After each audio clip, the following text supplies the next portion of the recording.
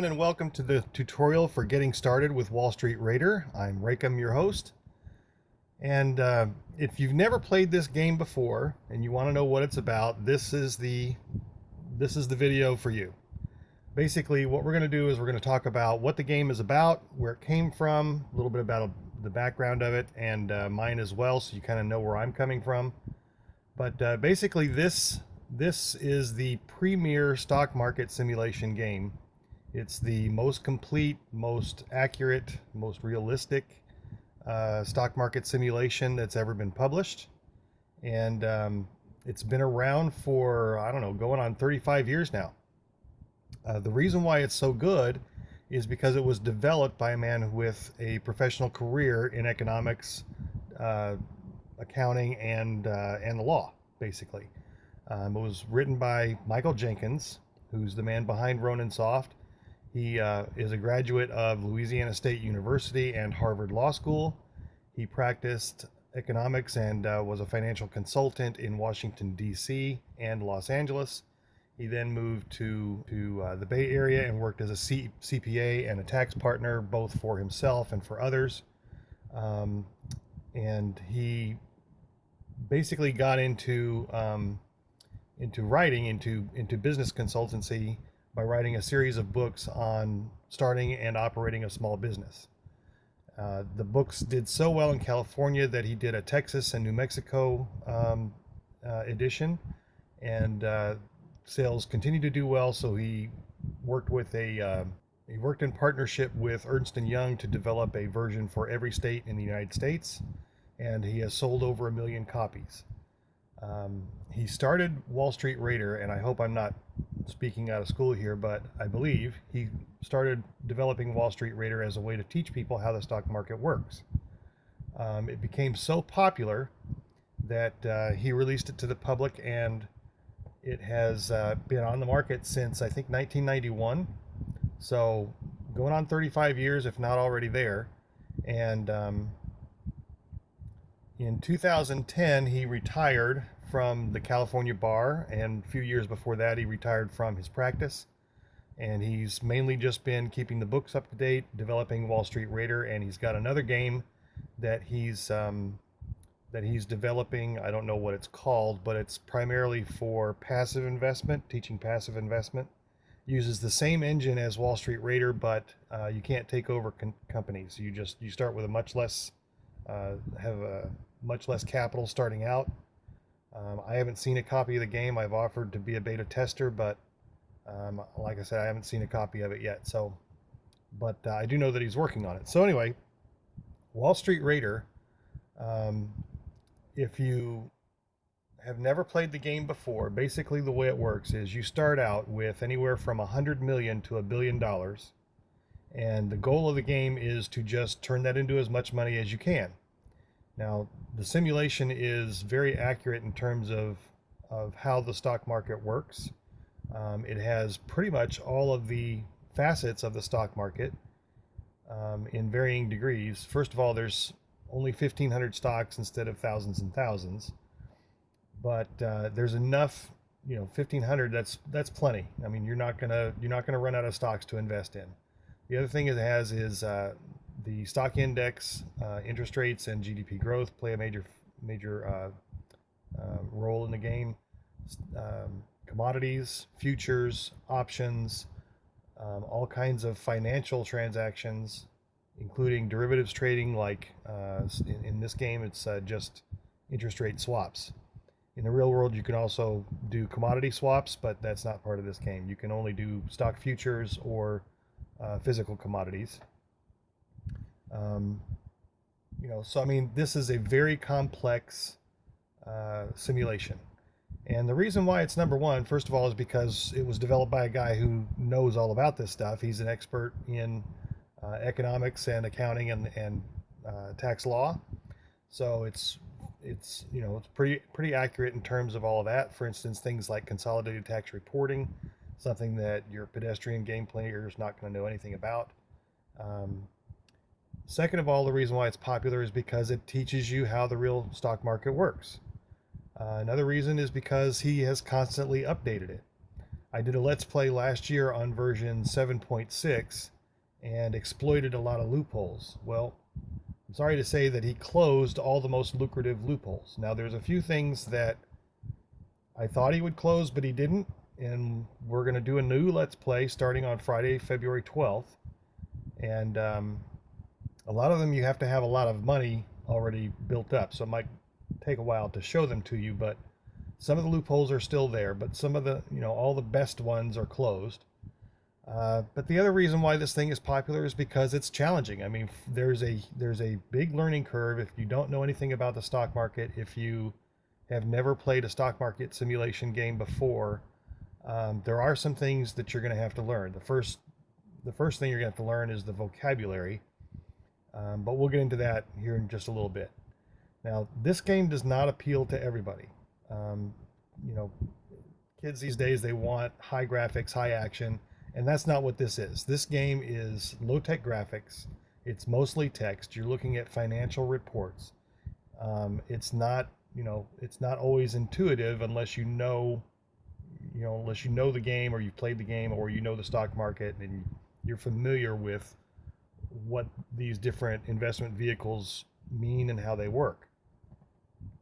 But that's part of in my opinion, part of the good thing about the game is that it teaches you that. Um, the other thing is that this is more of a head game. Almost everything that happens, you're notified in a report or in a pop-up or whatever, and you have to read and understand what you're reading. And so you have to constantly be on top of what's going on in order to do well. This game is a bit time consuming. If you play a 35-year game, it takes me anywhere from 50 to 100 hours to complete, just depending on the number of transactions that you're doing, how fast you have the ticker set, the speed that you have the stock ticker set to.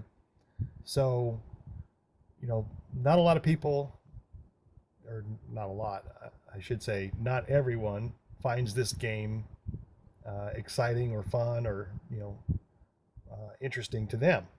This is not a blow it up kind of a game. But the challenge is there, and some people find this game a little too challenging. But I'm here. I'm gonna try to help you get over the hump of the learning curve, and when you watch me play, hopefully you'll understand what's going on and how to take advantage of the opportunities that the simulation provides. A little bit about me before we get started. I come at this from a developer background. My first job out of high school, though, I worked for a financial planner as a data entry clerk. And so I kind of got familiar with how the stock market works, working for the financial planner and just being around the office. But after high school and college, I became a software developer. I worked up to a software projects manager and business analyst, and then transitioned over to just business analysis and technical writing, which is what I've been doing for the last 10 or 15 years. In the last 5 years or so, I've also had an interest in poker and have written a regular column, or used to write a regular column on poker. If you Google Tulsa Poker, you'll find it. I have over, or right around 100 articles, I think, published. But I come at this game more or less as a developer, and one of the things that as a developer you need to be able to do, and as a poker player as well, is to be able to recognize patterns and trends. And so most of my success in the game comes from those two skills. It's not so much that I am an expert in how the real stock market works, because I'm not. And while I know a lot more about it now just from playing this game, most of my success comes in recognizing what it's doing from a software standpoint than it is from how the real stock market works. But there are financial professionals that use this as a training tool for their employees. I'm going to show you a few examples from the comments page on Ronansoft's website, just so you can get an idea of just how useful this is as a training tool. But anyway, let's go through some of the aspects of the game itself. All right, so I have spent like 4 months trying to figure out a way to present Wall Street Raider in a format that can be shrunk down to like 20-minute increments, and it just can't be done. It just can't be done. There's just too much information to talk about and show, especially if you don't know the market. And trying to get it down to 20 minutes is just it's just not possible. So we're going to be doing long form tutorials. These will be anywhere from 40 minutes to an hour, depending on the subject, I think. They're going to be a little bit sporadic because I'm trying to get the new version 7.81, which came out just a week or two ago. Trying to get some footage built up on that version. And what I'm going to do is I'm also going to start a Let's Play, like I said, starting Friday. That'll be released every week when I get a backlog of episodes. Then we'll probably go to Tuesday and Friday releases, because I don't want to have this Let's Play span, past the end of the year. So once I get like 3 or 4 in the backlog to where I can deal with life events without interrupting the schedule, then I will go to a Tuesday and Friday release schedule. All right, so basically what you need to know is you need to know the vocabulary first of all, and then you also need to know how to conduct transactions. Those are the 2 major things that you need to learn right away. So when you first get the game, whether it's the shareware or the full version of the game, the first thing you need to do is you need to go to roninsoft.com, and you need to go to the tutorial page and read through everything that it tells you there. That'll give you a basic understanding of how the game is laid out, how it's played, and hopefully it will help you get over the intimidation factor of looking at the trading desk and not knowing what anything is. The second thing you need to do is, either if you have the manual or if you don't, go to the help file and go to the glossary. So the way you get there is you go to help, it brings up a menu, click on the help file, it brings up this window, and right here in the bottom of the middle it gives you a link to the glossary. All right, now I'm not suggesting that you read this top to bottom. There's a lot of information here, but you need to know how to get to this so that when you're reading other things and it mentions one of these terms, you know to come here to look it up. Okay, and eventually you will go through most of these, if not all of these terms, and you'll need to know what they mean and how it works. If you purchase the manual, which I highly recommend that you do, you'll also get tips inside the different sections that the help files don't have. So if you haven't bought the manual, buy the manual. It's worth it. All right, so I'm going to go through everything that's on the trading desk itself. I'm not going to get into the reports that you can look at. We're going to do that in another episode. But basically, I'm going to take you through everything that's on the trading desk. I recorded it earlier, and there's a couple of things that are wrong. So I'm going to show it to you anyway, and then I'll correct myself when I come back. It's about 20 minutes. And if you already are familiar with the trading desk, then just come back afterwards, and I'll give you those clarifications. Today we're going to be talking about the various sections of the trading desk, and in future episodes we'll talk about the various reports, how to do research, and then a separate one for transactions, and then we'll tie it all together in making them all work as one. All right, so today we're just going to go through what each of these sections is for, and generally what they do. So starting with the file menu, this is when if you have a current game open, you can save the game using the same game number as what you are currently using. If you want to save it under a new number, you can use save game as. And if you want to abandon your game, you can either exit and leave the game entirely, or you can restart the game and either open up a previous save point or start a new game. Under game options, you can look at the high scores. You can customize the stock symbols using the customizer utility that would customize the stock symbols and the names of the companies. You can search for updates. So if you're using an older version, you can click here to look out on the web for the most recent version. You can click here to go directly to the WSR forum out on the web. You can click here to go to the tutorial page on the Roninsoft website. Click here to open up the Wall Street Raider user manual. Click here to look at the printable user manual, which I think opens up a Word copy. This one opens up an HTML copy. All right, so settings. Ticker speed is currently set to 66. The speed range is from 1 to 100, 100 being the fastest and 1 being the slowest. Your current currency, you can change it from US dollars to other currency throughout the world.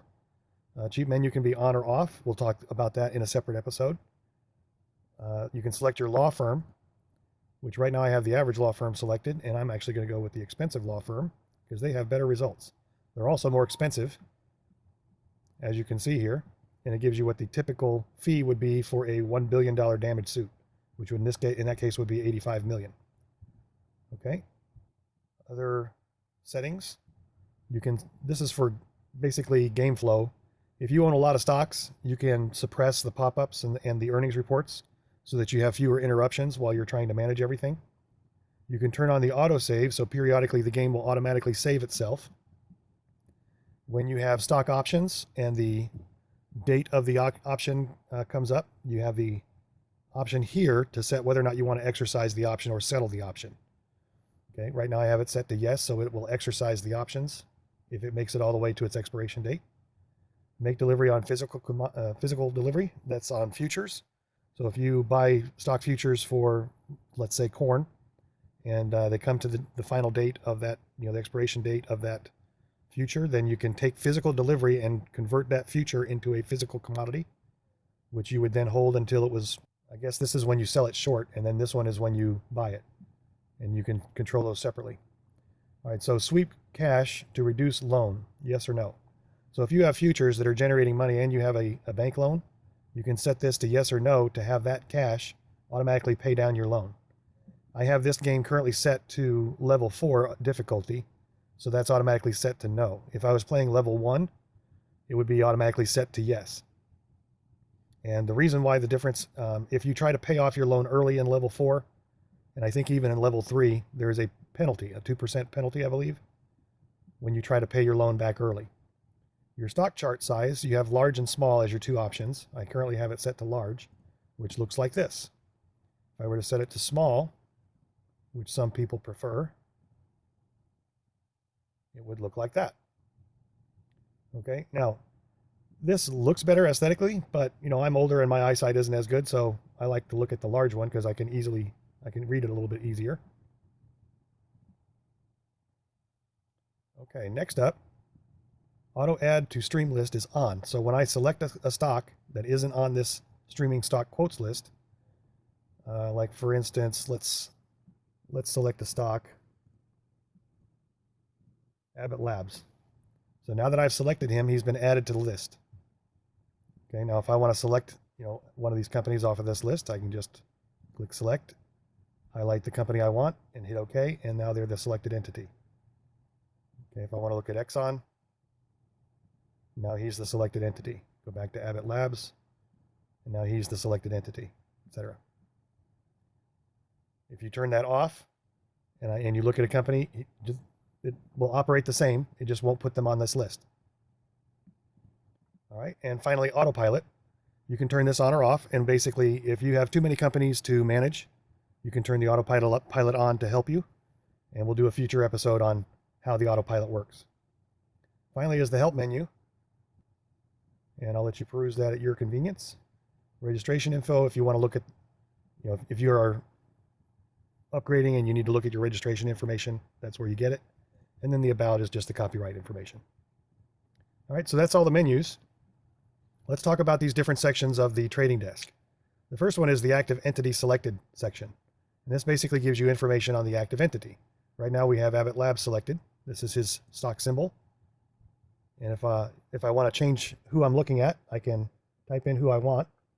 So let's say Pfizer. And there he is. If I want to go back to Abbott Labs, I can do it here and hit go, or I can just pick them off the list. Okay. But basically this gives you a shortcut. It's basically the same thing as hitting select corp and then typing in the code here. It's great if you know what the symbol is. If you don't, then use the select corp and you do lookup and pick them from a list. This is alphabetical.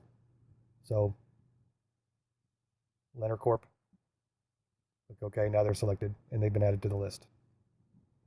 All right, next up is their stock price. Again, who they're controlled by and their current credit line. All right, so that's all the information in that section about the current active entity. It's excellent to know, especially when you're looking at yourself, what kind of credit you have available, or if you're looking at a stock that you own, making sure that you still control them, especially if you don't have a major, more than 51% of the stock. All right, next up is the industry group. Now, right now I've got Pfizer selected and he's in pharmaceuticals, so that's what it's showing me. But if I go back to me, it doesn't change this because I'm not in an industry.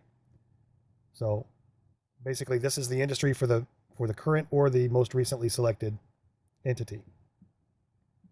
Next up is my balance sheet, and this is always your balance sheet, the player's net worth. What cash you have on hand, all of your stocks, bonds, options, futures, everything that you own of value is all added up and totaled here. Add your assets to your cash, and this is your total assets. What debt you have is subtracted for your net worth. So this number minus that number is this number. And this is the number that gets tracked for the high score. So you're just trying to run this number up as high as you can. That's the object of the game. Below that, we have commodity prices, index, and indicators. So right now the prime rate is 7 3/4%. The long bond yield is 7.26%, and the short bond yield is 6.7%. The long bond is the 20-year government T-bill, and the short bond is the 10-year government T-bill. The stock index is a conglomerated index of all the stocks in the game. So you take the value of all the stocks, divide them by a divisor, and that becomes this index. Now, as the index grows, like let's say it goes all the way up to 90,000, the stock index will split and the divisor will increase by another 5 so that this number doesn't get too big. Otherwise, index futures would become too expensive to trade. All right, and then below that, we have the commodity prices. There's 5 different commodities in the game: crude, gold, silver, wheat, and corn. Crude this is the price per barrel. Gold and silver, that's the price per troy ounce. Wheat and corn, that's the price per bushel. And then finally, we have the GDP growth rate. This is a projection for what the growth rate will be over the next year. Okay, and that's for the market as a whole, not necessarily individual industries. All right, so that's all the basic information that is always displayed. This information is always on view. If you want to look at specific information about companies, you have to do research. That research is done in using these 3 menus. Okay, first of all, the My News menu gives you a running ticker on all of the news related to companies that you control. So here it shows that I sold some call options for a gain on Pfizer. Then I sold short options, put options on Pfizer. I borrowed $1 billion from my bank. Then I shorted corn futures, and then I shorted wheat futures. Then here's where I sold call options, or excuse me, they sold call options. I bought call options on Pfizer. Down here, I sold put options on Pfizer. And then I increased Pfizer's research and development spending up to 11% of sales. So all the news related to your companies that you control will be displayed here. Additional research, you can bring up financial reports. Actually, I need to go to Pfizer. So here's the research report, financial report, earnings report, and then you can look at the industry summary and projection, get his credit info, tax basis report, all this stuff. We're going to go into more detail in the next part of this episode. The general menu, this entity menu, by the way, is all related to information and research on this entity. The general menu gives you reports for the market as a whole. So if you want to see what companies have a large market share, sorted by the market share. For instance, if you want to sue someone for antitrust, or see if that opportunity exists, you would come here and see who has a greater than 50% market share, enter the industry that they're in, which in this case Coca-Cola is in beverage, and then sue Coca-Cola and try to make a quick buck. Other reports on here, industrial growth rates. We'll talk about this in a future episode. Okay, industry projection, and it'll show you the projection for the currently selected industry group. Same thing on the summary. Economic statistics. Okay, all these various reports will go into more detail in another episode. So that's where you do all your research. Your transactions are all done through these menus. So buy stock and sell stock are just quick shortcuts to do those two things. But to do any other buying and selling, you would go to this menu where you can still buy stock, sell stock, just like these. You can conduct mergers, green mails, leverage buyouts, buy or sell assets, buy or sell call options and put options, trade futures, which is futures on commodities, and then trade physical commodities using this one. The financing menu all has to do with the financial transactions. So if you want to contribute capital to a company, issue a public or private stock offering, issue bonds, buy back bonds, issue an extraordinary dividend, taxable or tax-free liquidations, or spin off a subsidiary, all that's done here. Again, we'll explore these in more detail in a future episode. Then you have management transactions where you can elect yourself as the CEO or resign. You can change the management. So if your management is dismal, you would use that. You can set the dividend, the productivity spending or R&D spending, and the growth percentage using these three. You can restructure by writing off some of your assets. You can use this one to sue, like for instance, if we entered the beverage industry, we would use this button to sue Coca-Cola for antitrust. And here I can toggle the autopilot on a company by company basis using this button. So this one up here is global. So I could turn this on and then turn the autopilot off for just this company. All right, that's the management menu. Other transactions, I can file harassing lawsuits, spread rumors, exercise call or put options. I can change my lender. I can increase or decrease the earnings, and that would basically add money or take money out of the reserve, which is shown. Well, he doesn't have a reserve. Let's go to Warren Lambert or Pfizer. So Pfizer has 19 million in his reserve, and that would increase to decrease the earnings. You would add money to that reserve. To increase earnings, you would take money out of that reserve. You can engage in interest rate swaps using this button, and you can go to the for sale items and see if there's assets for sale that you may be interested in from this menu item. Okay. Under the quick search, basically all of these features are available on these menus, but they're used heavily in the normal course of a game. So they've provided shortcut search functions right here. So for instance, to look at a research report, rather than go to the entity menu and then go to research report, I can just click it right here rather than have to bring up that menu. Same thing with the financial profile and the earnings report. And this is the most recent quarter's earnings report. I can click here to get a list of the portfolio holdings, here to look at options, which Pfizer doesn't have any, but I do. So here's all my call options, and then here's all my put options. You can list shareholders. So I own 94% of Pfizer, and Healthcare Equities Fund owns 3%. The public owns 3% as well. I have the controlling interest, so it's controlled by me. Okay, you can look at futures contracts here. Let me bring up me again. Here are my futures, corn and wheat, 1,000 contracts each.